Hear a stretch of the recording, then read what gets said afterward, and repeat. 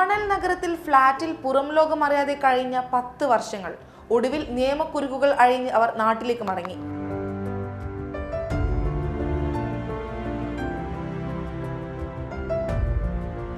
എന്നാൽ ഈ മടക്കയാത്രയിൽ അവർക്കൊപ്പമുണ്ടായത് സമ്പാദ്യമോ സമ്മാനങ്ങളോ അല്ല, അവരുടെ ജീവിതത്തിൽ ആശ്വാസമായി മാറിയ 2 പൂച്ചക്കുഞ്ഞുങ്ങളായിരുന്നു. റിയാദിലെ ഒരു ഫ്ളാറ്റിൽ പുറം ലോകവുമായി ബന്ധമില്ലാതെ കഴിഞ്ഞ 10 വർഷങ്ങൾ ഈ കുടുംബത്തിന് ദുരിതത്തിന്റെ കഥകളായിരുന്നു. തിരുവനന്തപുരം സ്വദേശിയായ കുടുംബനാഥൻ പച്ചക്കറി വ്യാപാരത്തിലൂടെ ലഭിച്ച ചെറിയ വരുമാനത്തിൽ കുടുംബത്തെ പോറ്റുകയായിരുന്നു. എന്നാൽ ഇക്കാമ പുതുക്കാൻ കഴിയാതായതോടെ അവർ നിയമപ്രശ്നങ്ങളിൽ കുടുങ്ങി.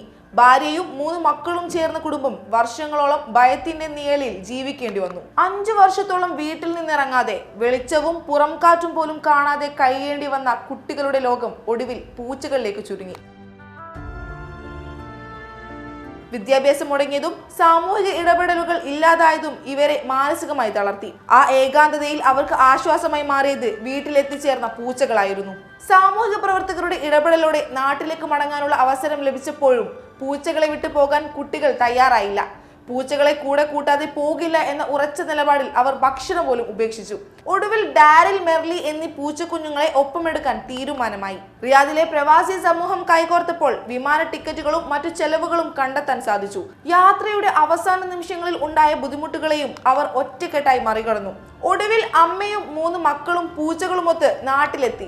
ഇന്ന് 10 വർഷത്തെ ദുരിത ജീവിതത്തിന് ശേഷം ഒരു പുതിയ തുടക്കത്തിനായി അവർ കാത്തിരിക്കുകയാണ്.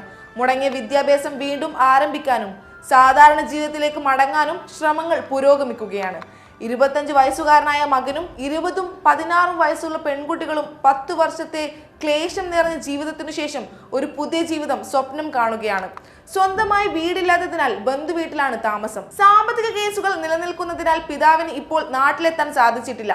യുദ്ധവും വിദ്വേഷവും ലോകത്തെ ഗ്രസിക്കുമ്പോഴും തങ്ങളെ പോലെ പട്ടിണി കിടന്ന മിണ്ടാപ്രാണികളെ ഉപേക്ഷിക്കില്ലെന്ന് വാശി പിടിച്ച ആ പെൺകുട്ടികൾ മാനവികതയുടെയും സഹജീവി സ്നേഹത്തിന്റെയും പുതിയൊരു ലോകത്തെ പ്രതിനിധീകരിക്കുന്നു. മുടങ്ങിപ്പോയ ആ കുട്ടികളുടെ വിദ്യാഭ്യാസം പുനരാരംഭിക്കാനുള്ള ശ്രമത്തിലാണ് ഇവരെ സഹായിച്ച റിയാദിലെ മനുഷ്യ സ്നേഹികൾ.